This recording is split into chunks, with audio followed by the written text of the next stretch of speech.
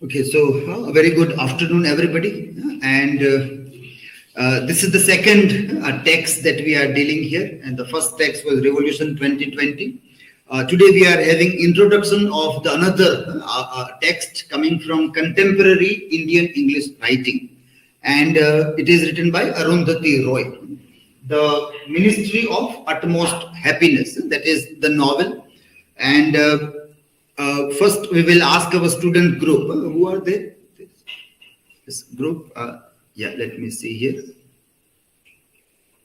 You have not mentioned your names. The group. Last slide is okay.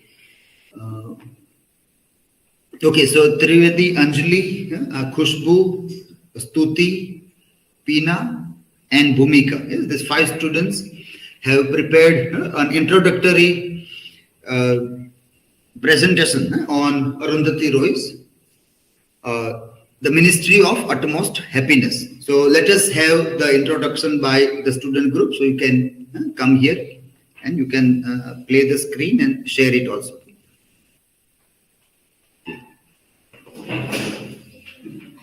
Character of the novel. Now I request to Khushbu for further presentation. The novel is in 2 parts. The first 6 chapters deals with the character Anjum, and the second part deals with the Tillo.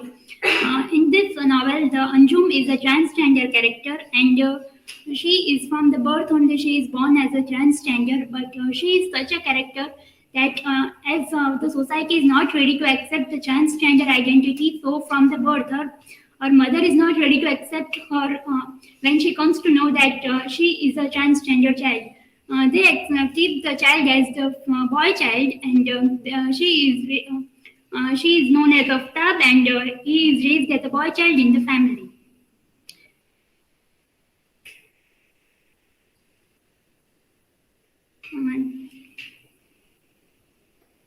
In this novel,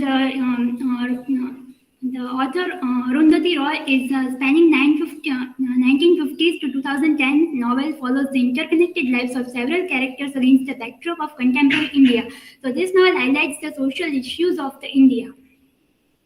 And as I already said, the novel consists of 2 main narrative threads. One is centered in Delhi and the other in Kashmir. Anjum, she is a Muslim Hijra, and she is born intersex and named as Aftab by her family. Then she rejects her male identity.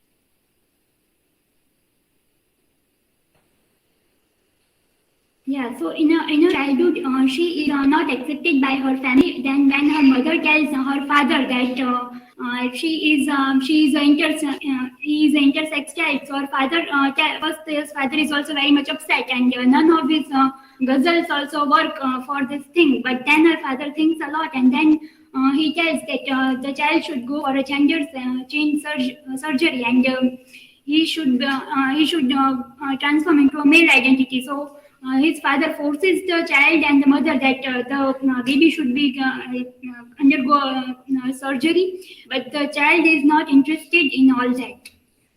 The child is more interested in woman and feminine identity.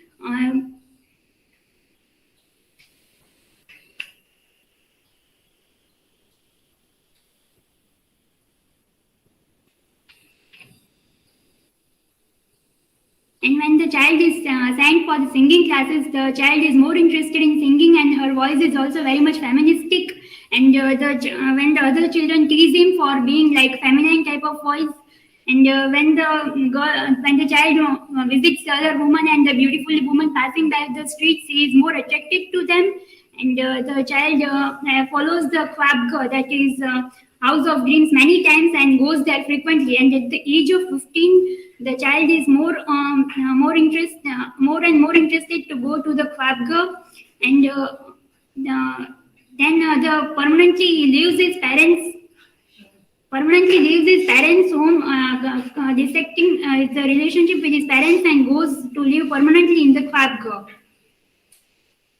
Then Aftab is transformed into Anjuman, that is Anjum, and then he undergoes transition surgery, that is, he permanently adopts from male to female gender, and if he or she is transformed into Anjum, and she is more comfortable over here as a female identity. Then Anjum finds Anjum lives here for 30 years. She is more comfortable with the same type of woman, that is transgender and other hijras. Then one day Anjum finds a abandoned baby, that is Zainab, outside the mosque. So she brings the baby at home, and she doesn't know how to raise the baby, and she tells us terrifying, horrible stories, and so she doesn't know how to do motherhood. Then the baby falls ill, and so they decide to go to pilgrimage with Zakir Mian to a holy Muslim site in Gujarat. And when they go to Gujarat, there is a massacre, and in this massacre, Zakir Mian is killed. So now Anjum is very much afraid. She wants to protect her baby, and she brings Zainab back to the Khwabga, and then she decides to adopt the baby as a boy child, but the senior members of the Khwabga tell that no, she should not be adopted as a male child. She is a female, so she should be raised as a female only. So there is a controversy over here. So Anjum leaves the Khwabga, and she is not allowed to take the baby, so she leaves the baby over there only. Then she leaves the Khwabga and moves to graveyard, and there she builds her own home on the graves of her ancestors, and slowly she earns more, and she builds a bigger home, and the home is named as Jannat Guest House and Funeral Services. Then here her home slowly many people come, and she provides support to many of the people who don't have any home, or they are not respected in the society. So many people come and live over there. So now comes the second part of the story, and here the Biplab. Biplab is a bureaucrat in Indian government and discovers that the tenant of his Tillo has gone missing. And Tillo is a young woman whom Biplab has loved secret for his whole life, whom he met as a university student acting in the play. At that time, Tillo was dating Musa, a Kashmiri architect. And in spite of this, both Biplab and Naga, Biplab's lifelong friend, who is also in the play, are wildly in love with her. So in the current day, Biplab is involved in the Kashmiri conflict as a bureaucrat whose work serves primarily to cover up the atrocities committed by the Indian army in the region. Naga is a journalist, and although he doesn't see himself corrupt in any way, Biplab views him as a puppet of the government who reveals only as much as the government wants him to reveal. One day on assignment in Kashmir, Biplab receives a phone call from an interrogation center in Srinagar with an encoded message from Tillo. Upon learning that army has captured her, Biplab sends Naga to collect her from jail, and soon after, Naga and Tillo marry. However, the marriage does not last long, and when Tillo finally leaves Naga, she asks Biplab if she can rent one of his apartments. This is where Biplab finds himself waiting for her, but at that time, Tillo has left the apartment. Sometime before Biplab arrives at Tillo's former apartment, there is a wild public protest at Jantar Mantar. It starts as an anti-corruption protest by Gandhian, and who has gone on hunger strike to speak against corruption in India. However, soon many other causes come to take advantage of TV coverage at the site and protest for their own causes. Anjum and Saddam Hussein go together to see what is going on with the protest. And here the group called Mothers of the Disappeared finds a baby on the pavement in front of the protest that is going on over there. So Anjum, who believes that it is her destiny and destiny to become a mother, so she wants to take the baby at home, but the protesters believe that it is best to hand over the baby to the police. Anjum won't go down without a fight, and they are the bureaucrat advocating for the baby to be handed over to the police is no match for her. But the baby disappears, and no one knows where the baby has gone. But the baby is actually taken away by Tillo because the Tillo is wanted to adopt the baby and want to name her Miss Jebin, the second after Musa's daughter, who was murdered with her mother Arifa in a massacre by Indian government in Kashmir. Tillo has become involved in documenting the Kashmir conflict after she went to visit Musa there 1 year and was taken captive by military. After she and Musa have reunited on a boat, the military police raid the houseboat, capturing and killing Gulrez, a dear friend of Musa. That day, military are led by Major Amrik Singh and Tillo, once she is freed from military custody, to thank Biplab's intervention, vows to get revenge on the major of killing Gulrez.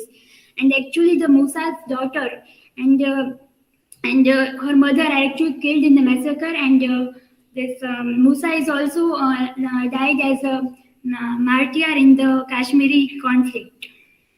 When Tillo resolves to kidnap the baby, she does so for Musa in honor of his dead daughter, but the police are after her and she needs somewhere safe to go. So the one character, Dr. Azad Bharatiya, tells her that she should go to Jannah.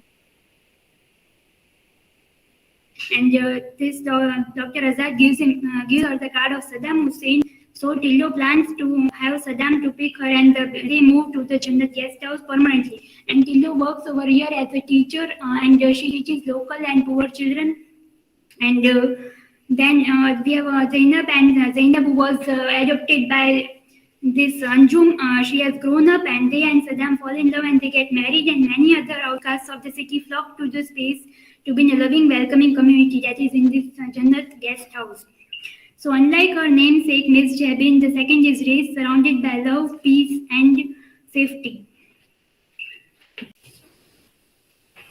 The title of the novel, The Ministry of Utmost Happiness. In this novel, all the characters are in search of some kind of happiness. Like for the character of Anjum, she is from the birth only. She is not accepted by her own mother. Then her father is also not ready to accept her as she wants to be. So then we find that Tillo, she is also in search of some happiness, and when her husband dies as a martyr. So each and every character, like in the Hindu-Muslim riots also, and Dalits, all of the characters are marginalized in one way or the other. Society has kept them in the marginalized margins of the society. So the society and the family, both in these novels, somewhere they are not ready to accept the people. So as if individual, every person is in search of some kind of happiness, but in end we see that Anjum is somehow she manages to survive her life, and in the end all characters find their way somehow in one way or the other. So some characters in the end of the novel are happy with their life. So there is, in the end, we can say that there is some kind of happiness they have found in their life. And one more thing which I have found is that both the novels of this Arundhati Roy, The God of Small Things, which also highlights the social modes, colonial history, culture of India, and how colonialism and class hierarchy motivate and limit the possibilities of her characters' lives' human rights causes. So Arundhati Roy writes on social issues, marginalization, subalterns, class conflicts, human rights, and the subaltern people of the society. And this second novel also highlights the issues of transgender, Hindu-Muslim riots, Dalits, and untouchables, and the other subaltern people of the society. So in both these novels, social issues are highlighted. So the Arundhati Roy is an author who highlights the issues of society. She is not silent to what is happening in the contemporary societies. Like some authors are very much on the side of politics, so they don't highlight the realities of the society. So this author is very much, we can say that, good author. And there one more thing which I have noticed is that the cover design of The God of Small Things. We can say that there is one small lotus flower and leaves are there in that cover design. And this novel, The Ministry of Utmost Happiness, there is a white marble grave and one red rose. And that we know that character Anjum lives in starting and in the ending. She lives in the graveyard. So maybe for this reason, white marble grave is shown and the red rose. So we can think that what will be her third novel? Will she continue to write on her theme of social issues, will she maintain the cover design like in both the novels? She has kept some kind of flower. So will she maintain that series to keep some flower on the cover page? So for that exact we don't know. So we just have to wait for our third novel. Thank you.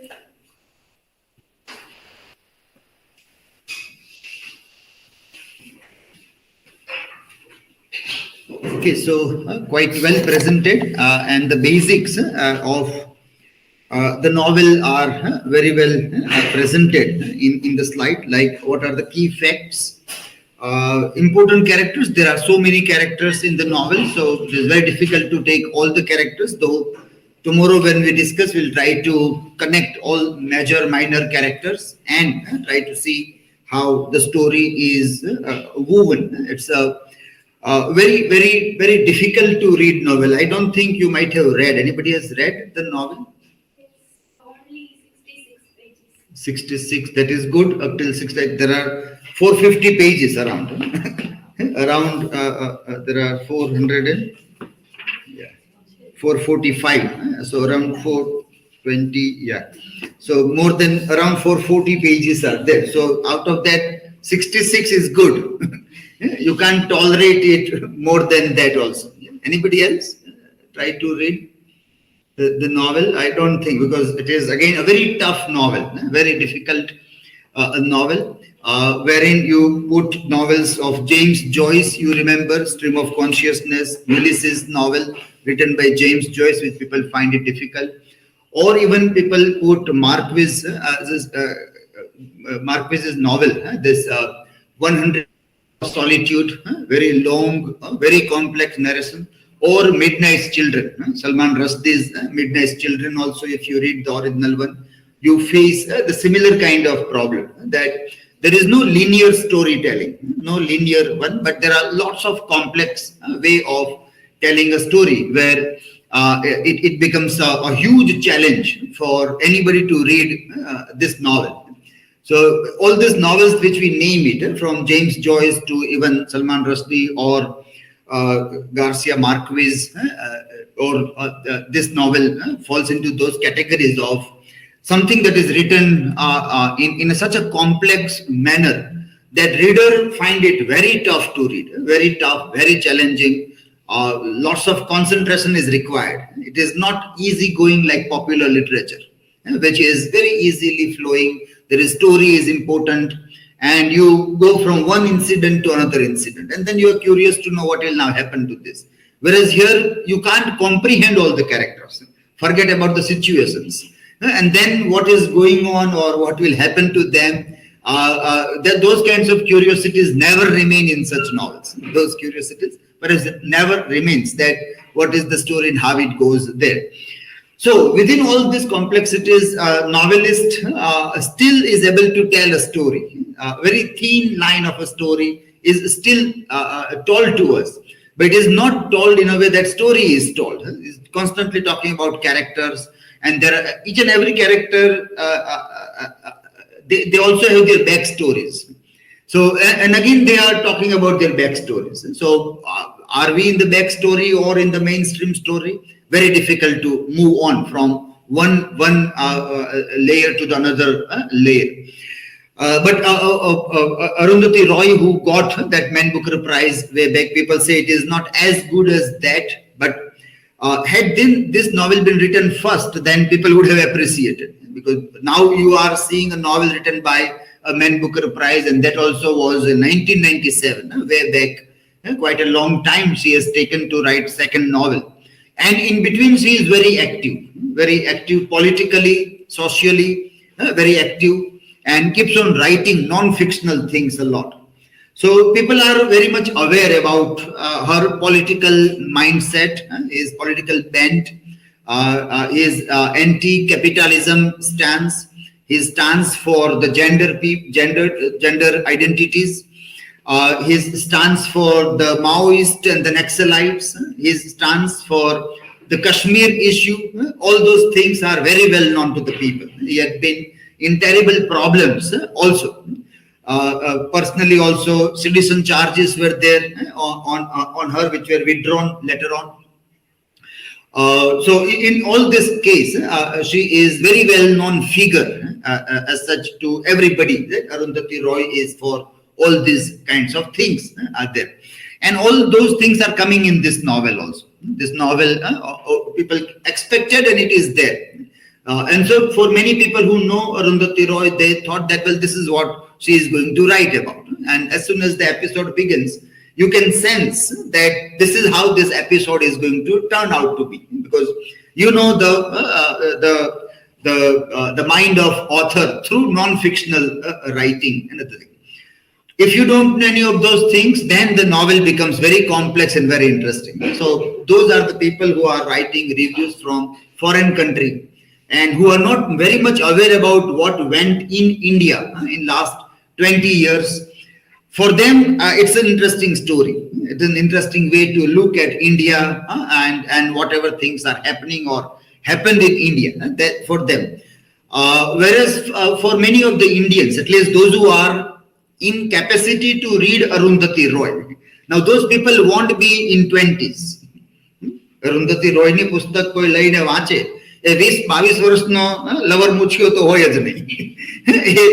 એ તો કોને વાંચે? તો ચેતન ભગત તો કોણ વાંચે?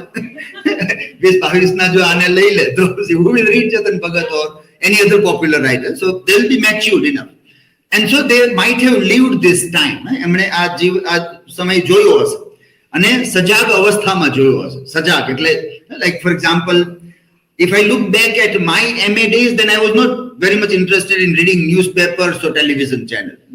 So you are not aware about what is happening, and that might be the case with all of you also. Very few people gets aware about the social happenings around us at a very early age. It always takes time. Nowadays, people are preparing a lot for competitive exams. So somewhere people are told to read newspapers and watch news channels, and so maybe they are aware, a little bit aware, but way back in 1990s, even these kinds of competitive exams and preparations were not going on. It was not the time that people were very much aware about all those things, as people are now aware about their jobs and so many exams. There were not many exams also in 1990s. Very few exams were there as such. So now maybe more students are aware perhaps about the happenings and other things there. So, but the person who might be reading this novel might be very much conscious right from the 1990s and might be very much aware about various episodes which started happening from the episodes of even emergency must be very much in their mind. 1975. Even if they might be not as grown-up people, but still they might have studied emergency a lot afterwards. And then 1984 episode, what happened in 84 or the 1991, 92, and then subsequently the episodes which went on happening in 98, 2002, very important dates that happened, and then obviously 2014. Also, the important 2011 and 12 also, and then 2014 also. The important dates where something significant was happening. And as soon as those years are there and somebody is writing about the years, the people who have lived those years become aware that, well, there must be something about this. And that is what Arundhati Roy is writing also here, that she is presenting the thing. So apart from the story and characters, even this background of last 20 years of India is very significant. And that fabric or that canvas on which this story is unfolding also is very important character in entire novel. Delhi is by and large the place. Delhi, old Delhi is the place, the setting there. But lot many things that happened around, not only in Delhi but in Gujarat. Something happening in Bastar, that is Madhya Pradesh and that region of Naxalite, or Kashmir, the kind of thing that goes on, that also connects the pan-India as such in the entire narrative also. So those things were tried to covered up, but as we can sense from the reading, because for this material is already available, so it was easy for the group to get the list of characters and themes Otherwise, it is not easy to get that these are the themes in the novel. If you read the novel, you can't get that these are the themes. But there is ready-made material available. So it was easy to bring those things from there. But our concern is that one of you read also and then try to see what is matching with that. And then you discuss, brainstorm, and then talk. If you find that, well, I don't see this theme of so-and-so thing, but then you don't bring that. What you really think is the big. So you work in a group, you discuss about it, you brainstorm, you talk that if this is the theme, what are the illustrations? Somebody who has read the novel will tell, here something is happening, here something is happening. And so you can put those incidents there to prove that theme. Then that is the group activity that you are supposed to do. Just telling people that you bring characters, you bring themes, you bring, and then you all go to Google and whatever you get, you bring in, and the text waits that somebody will open me and try to read me to get the things there. So that is expected that you should do, but okay, fine. Still, things were brought in quite well in all these things also. Okay, let me stop the recording.